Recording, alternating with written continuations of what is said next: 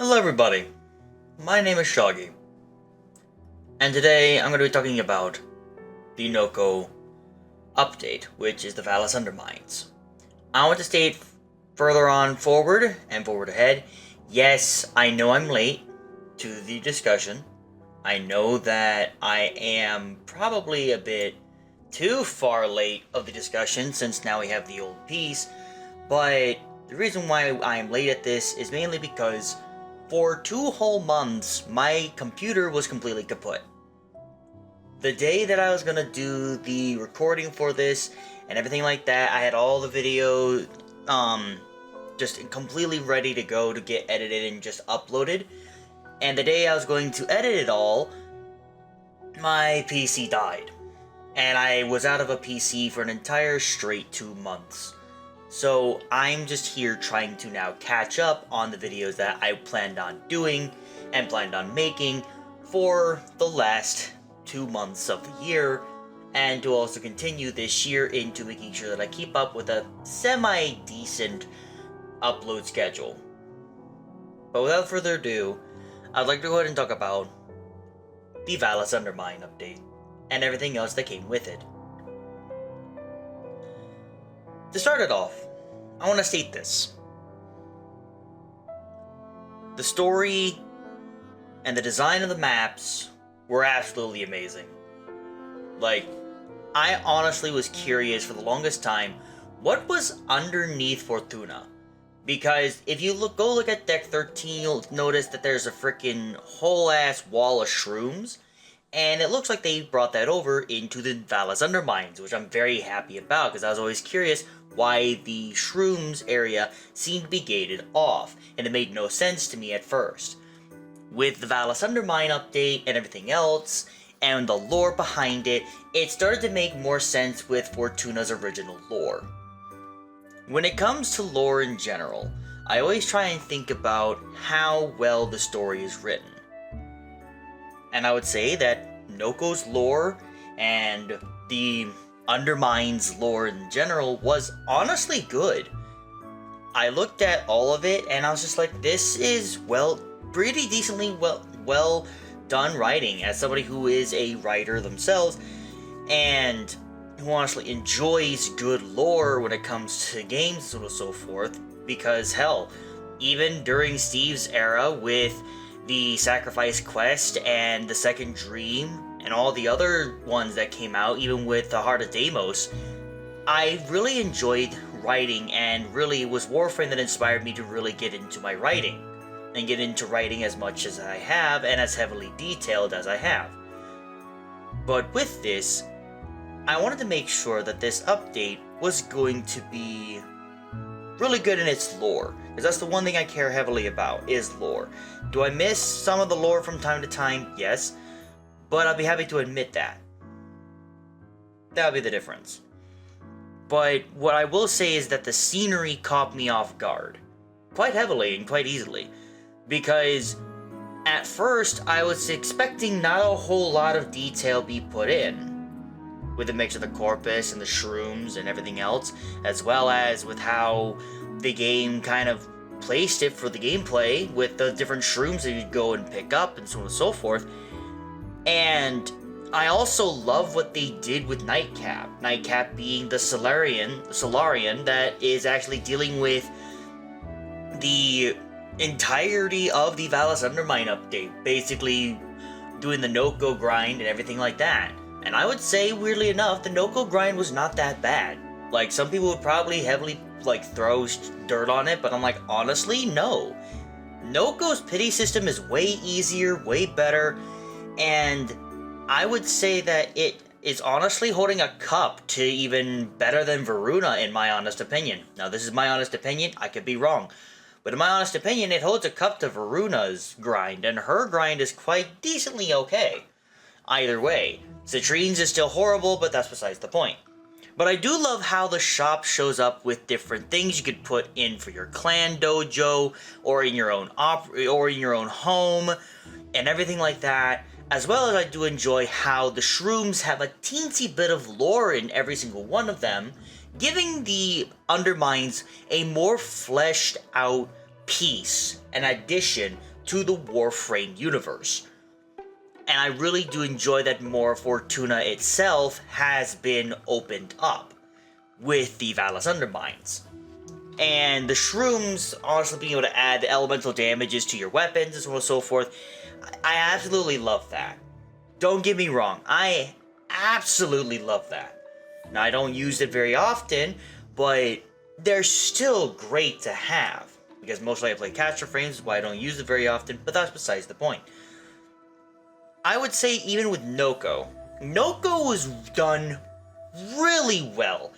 But I feel like he was done way too well at times. Because especially with the new update that's come out, which I will talk about at some point soon, with the old piece, Noko just makes the last two bosses literally look like they're piss easy. He just cheeses them, and I love it to death. I also love what his playstyle is like. His type of playstyle is if you mixed Vauban and Protea together, and that child then went ahead and huffed a bucketload of toxin damage. That's literally what he was. And that's what I love about that playstyle. He has the supportive capabilities that our lovely lady Octavia gives for the strength and the energy return with Bright Bonnet. Then you got Vauban that does the crowd control type of area and basically area denial in a way with that crowd control that Vauban has inside of his own kit, with also doing a decent amount of damage, but that's just from Stink Brain alone. His third ability feels more like it's like you're being able to be invisible. Weirdly enough, like for some reason when you're in your 3 it counts as an invisibility, and I'm not saying that's a bad thing, but it's still cool to take into concept and take into idea. And then not only that, his 4 feels really well made. Really, really well made. And I love how it's like it has to scale up, and it scales up into its damage. It's not instant and immediate. It takes a bit of time, but once it gets to that final like last 2 or 3 bounces, that is when it really starts to hit like a truck, and I love that. It's more of in a way of he can still be able to outmaneuver, and he doesn't outdamage anyone, but he outmaneuvers most people. His playstyle is the playstyles that most caster frames are supposed to be, and if anybody doesn't like that, well, it's just not your mojo. That's all I say. If you don't like his 3, you don't like his kit, well, that's just not your mojo, bud. But that's okay. It's okay to have an opinion about it. But I'd say this. Noko is definitely on my top 10. If not even my top 5 on my Warframes that I'll be playing. So Noko was really well done. I'll now move to the arc guns. The arc guns, I'm still going to bring this up. I know I brought this up in the past when I was talking about this update about to come out, but I also discussed it when it came to the Lavos video that I had made. Check in the cards, you'll go ahead and see what I'm talking about. But, with further ado, I'd like to go ahead and also talk about the issues with these elemental boosting augments. If those that have not seen any of those 2 videos, I'll go ahead and give a quick explanation and also show it to you guys as well. I have a Saren build that is purely for gunzerking, and that also uses one of the augments for being able to add an element onto their weapons, and so on and so forth.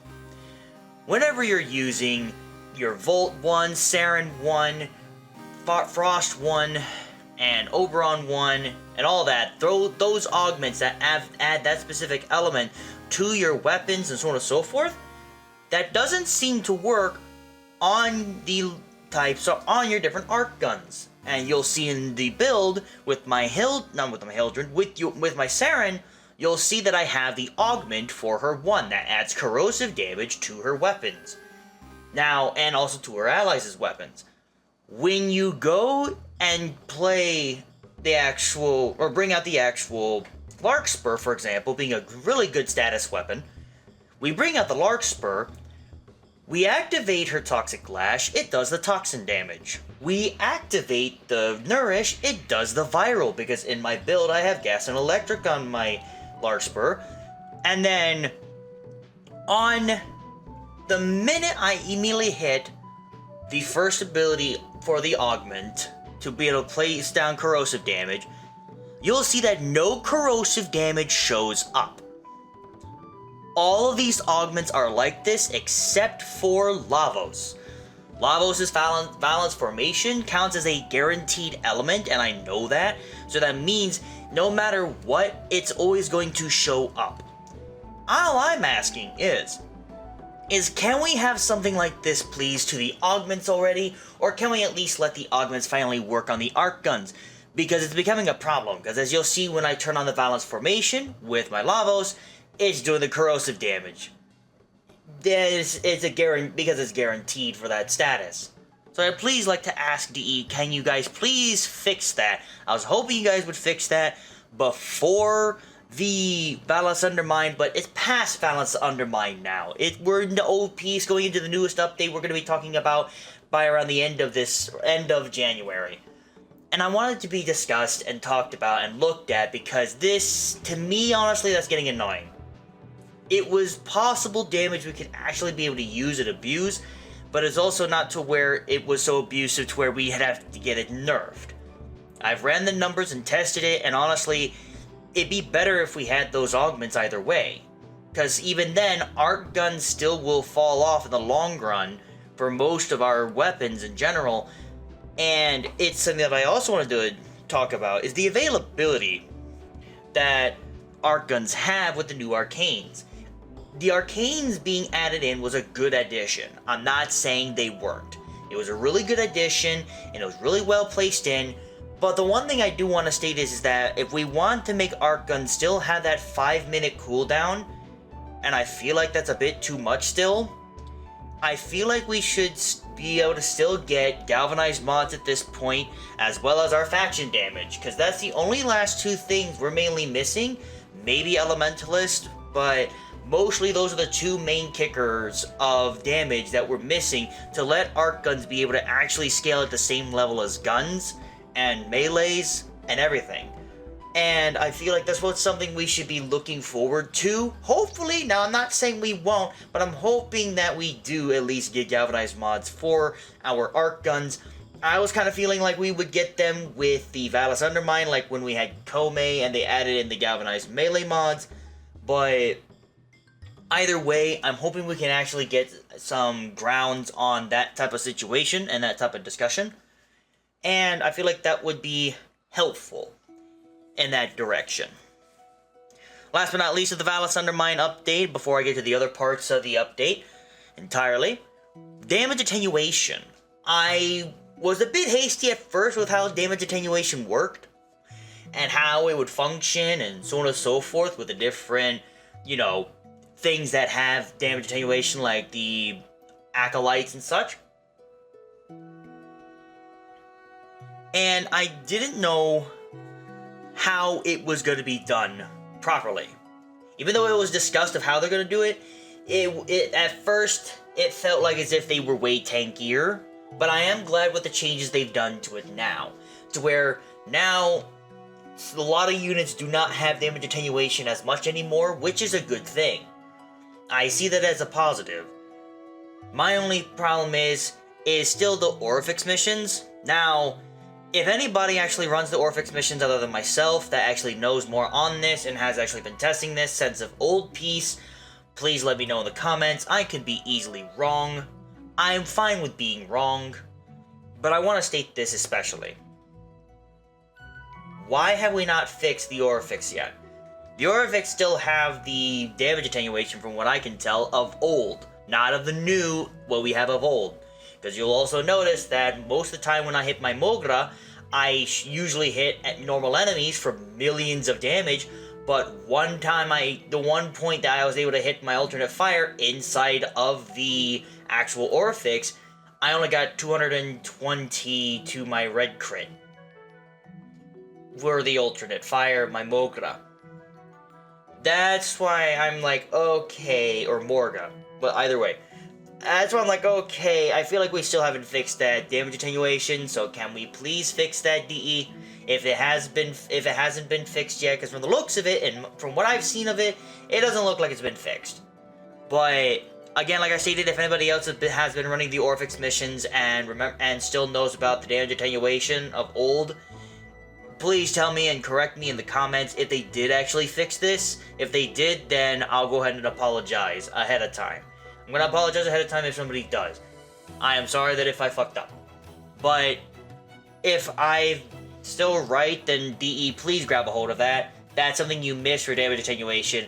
And even though Orphix missions seem dead, I honestly feel like they should start coming back at this point because of how arc guns have received their buffs that they have been.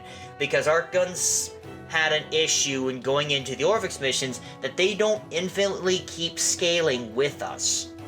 They don't scale with our actual primaries, secondaries, and melees, so it kind of felt lackluster after a certain point, and it started to feel like you were being pushed out even when you would use your Necromech for its Arcubac, specifically from the Void Rig. But I'm just spitballing on that at that point. I might be in the wrong, and I'm sorry if I'm in the wrong. Somebody who has been actually playing the Orphix missions other than me, please update me if I'm wrong, and state it in the comments down below.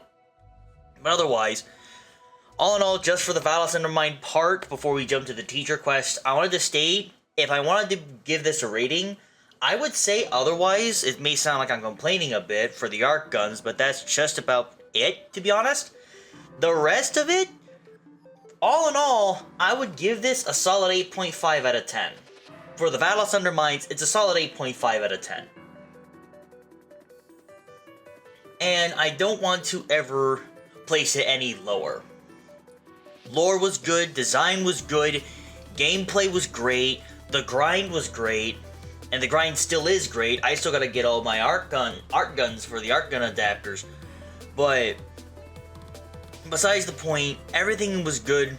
The only thing I ask about is at least what I stated for the arc guns. Can we please have these the augments that get increased for our elemental damage please be added and change it up for it, and as well as let us know if we're going to be getting any galvanized mods and elementalist mods or faction damage mods for our arc guns, because 5 minutes still doesn't feel good enough at this point. I'm still going to be dead honest, as somebody who uses the arc guns quite heavily when I used to play Lavos, but when I play with Protea, I play with my arc guns quite often. So it makes me ask, just please look into it a bit. But otherwise, damage attenuation, fix the Orphix missions. If they've not been changed, if they have been changed, then sorry. I guess I didn't really pay that much attention then, I guess. But it literally looks like from how I've been testing it out for the past like a couple of weeks. So since I've been back having my PC up and running, so I don't know fully. But that's what I can at least go off from what I can remember as well, within the first 2 weeks as well, that the Vallis Undermine was out. But anyways, now I'd like to go ahead and walk on over to the Teacher's Quest. The Teacher Quest. This was interesting. I know it's for new players, it's not for us vets, I know that, trust me, I know that. But at the same time, it makes me question for how much I actually have to teach my new players, even after from what the Teacher Quest gave them. Feels like there's a lot that I had to actually take care of. But I'm going to go ahead and discuss it here. I'm going to state the positives first. The design of the maps were absolutely phenomenal. Like, even though it's a short quest, the maps, the scenery, all of it, absolutely phenomenal. I loved it. I liked the look of every bit of it. It was great. And you may notice that I'm only showing some of the scenes when it comes to the Teacher Quest. Those are the only ones you can get from Teshin. I've checked. And I've been trying to find out where I can find the other ones, and there's nowhere else for the Teacher Quest. The ones I show are the only ones that DE allows me to be able to look around in. But I've seen every bit of the scenes and the scenery that I might have missed in the Teacher Quest itself, and it still looks phenomenal. It still looks beautiful and gorgeous. I love the design of every bit of it. Every single bit of these tile sets that that DE had added in for the teacher quest. I'm gonna add in a little bit of some sprinkles here, not to ruin or anything for lore, if anybody hasn't like caught up at least yet. But what I would state is when it comes to the lore for this, I was quite honestly shell-shocked how well they at least kept to the old lore of our good boy Teshin. Cause Teshin from Duviri is not my Teshin. Hashtag not my Teshin. That's all I say about that. My friend Figgy started that with me, and I cannot help but to agree. But besides the point, Teshin talking about the old war was honestly something that kind of hit me different. And I liked how it hit me differently. From all my new players that are probably seeing this, I'm going to say this now. You might not want to hear too much of my rambling, but I will definitely try and keep this at the bare minimum so I don't accidentally spoil anything. But basically, Teshin honestly is one hell of a type of Dax. One of the last of the Dax as well, being at that. And honestly is one of the dopest guys, I swear. One of the best guys I've read about for lore, and he's not having a lot of lore built into him, but hell, in Ordis' lore, Teshin shows up at least, if I remember correctly, at least twice, if not even 3 times. But also, the scanning through your Cephalon Samaris also adds some tiny sprinkles, bits in here and there of Teshin before you go into the War Within quest. But besides the point on that, for that part there for lore, it was good. But for what it taught, it was very questionable to me for what it taught. It felt very bare-boned for an explanation. And I understand it's a new quest, for one. For two, it's new players coming into this. Shawggy quit it, so on and so forth. I know. Dude, trust me, I know. But when it comes barreling down to it, it was not that fully fleshed out, but also you don't want to overload your new player. That's not a lie. That's the truth. But from what it gave, it made me question still. It missed, honestly, talking about the elements, the basic elements of your toxin, your electric, your heat, and your cold. It missed on talking about the element mixtures other than magnetic, because it only showed magnetic and didn't care to talk about anything else. It didn't want to talk about blast, didn't want to talk about gas, didn't want to talk about all these other ones, and I'm just like, at least add a little bit more than just flat out magnetic damage. If you're trying to deal with the corpus, since that's what it makes you go through, why not also talk about how elements are placed on the board, where it's left to right, top to bottom. So you'd put in magnetic and toxin to deal with the corpus in that way, or magnetic and put in heat if you want to do something like that. Like, why not teach them how that works? But that was thrown out the window. And then the importance of why you want to put in armor with putting on health didn't really feel like it was explained that much. Like, barely explained at all for about armor and health. And then when it came to shields, it didn't really talk too much about shields and shield gating and what shield gating is, because that's one of the big things that needs to be discussed in this. And I did stream this as well when I frickin' was first playing through the update before my PC died. I was streaming this and showing the Vallis Undermine of the teacher quest, and it made me question so much. It did. It made me question so much in it. And then, last but not least, is elemental priority. At least teach that.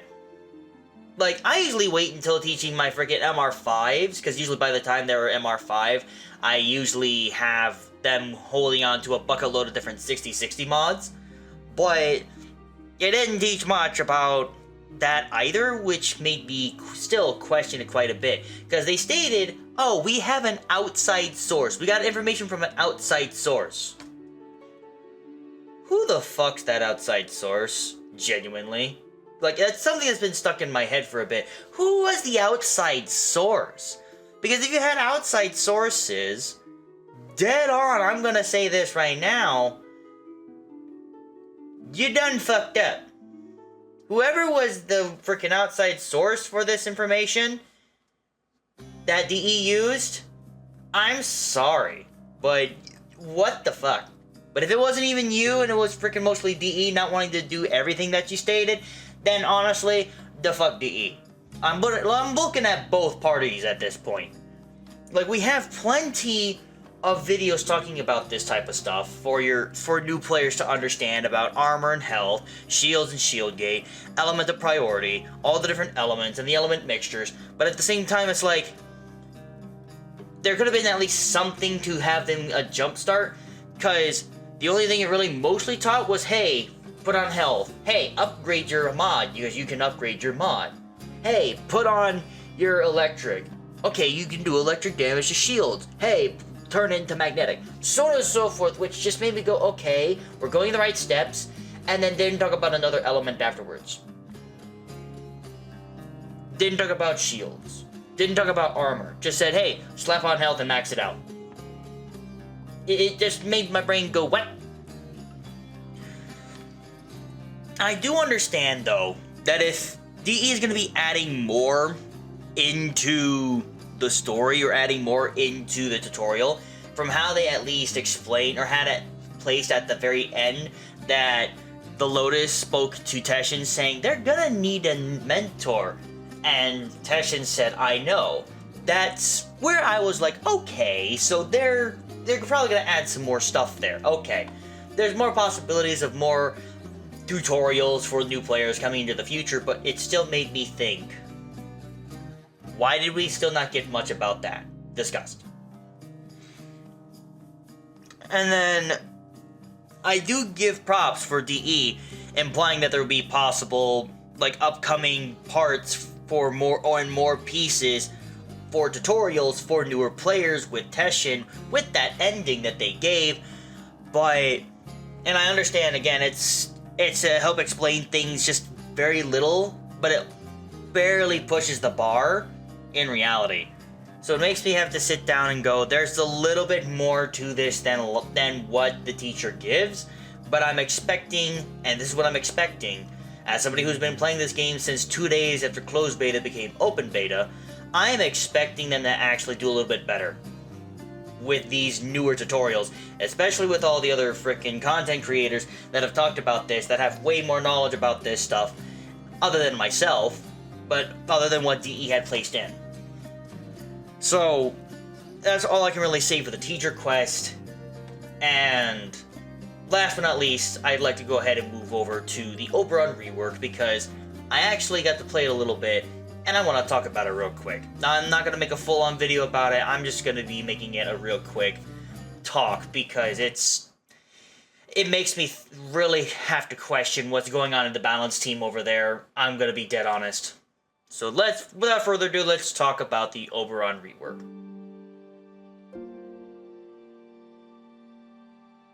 Oberon, one of the good old boys of health tanking, and as well as to be able to be a really good support.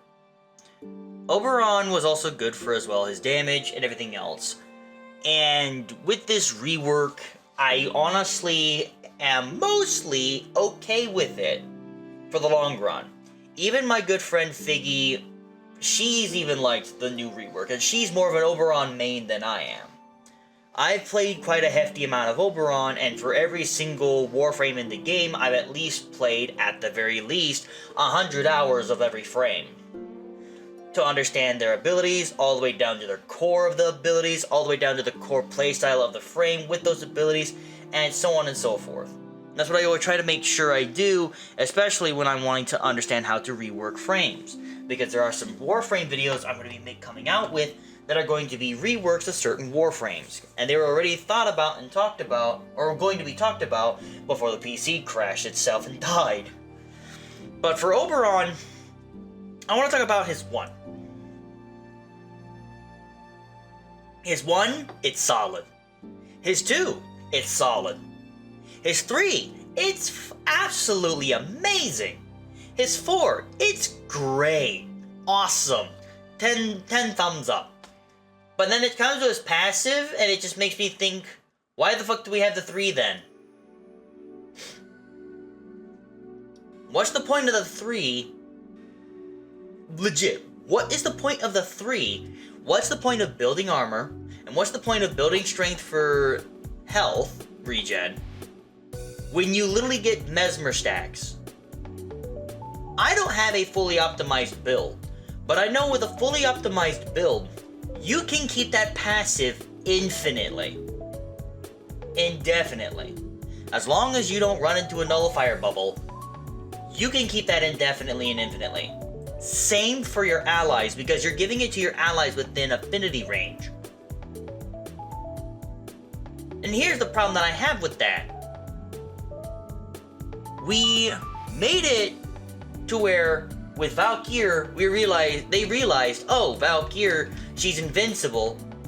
But what the fuck's the point of giving her armor if she's invincible? What the fuck is the point of giving her armor when she's fucking invincible in her 4? The fuck is this? It's pointless. So let's go ahead and actually make her into a health tank with a bit of a death gate thing to her, so she can still be able to health tank and so on and so forth. Keep that in mind.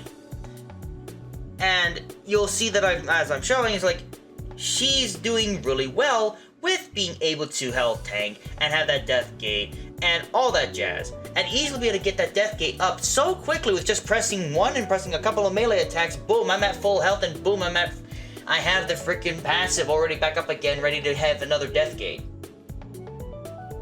This is what makes me question, who in their right mind put the mesmer stacks as Oberon's passive? I kid you not, you could easily, with very little work, or not even very little work, a decent amount of work, put on an equilibrium build put equilibrium on, without even putting on the shards, just put on equilibrium. Don't even care much about strength, well, you do gotta care a little bit, but still, care about a lot more of your range, kill targets with those radiation procs because of his other part of his passive, that whenever a target dies inside of the hollowed ground, or whenever they die being affected by the 10 radiation stacks, from him specifically when he kills them or assists in killing them, it has a high chance of dropping health orbs, and then you have universal fallout put on top of that. Once you put universal fallout on top of that, what the fuck's the point? What the fuck is the point? So it's just, that's all I can say at that point. Why? Why? What are we doing? So I can only say this at the very end. All in all, the teacher quest, I will state, by the way, for a ranking, I give it a solid, 6.5. It could have been better, but I give it 6.5. It'd be worse if the scenery and the lore sprinkles weren't good. But otherwise, it's a solid 6.5. It is above average, just slightly, because average is 5. But for the Oberon rework, I give it at least another 8.5. So all in all, this update would be a solid 7.8 out of 10. Out of the entire bit of the update for the Vallis Undermine, the teacher quest, and the Oberon rework, I give it a solid out of the entire thing, all in all, in total, 7.8 out of 10. And that's good. Like, that's pretty damn decent. Trust me, that's pretty damn decent. It's not extremely amazing, but it's pretty damn decent. It's getting close to really, really good, but it's pretty damn decent. So, that's my thoughts. Again, this was Thoughts with Shawggy. And as always, you guys be good, you motherfuckers. And I'll see you guys in the next video. Until then, peace to you all.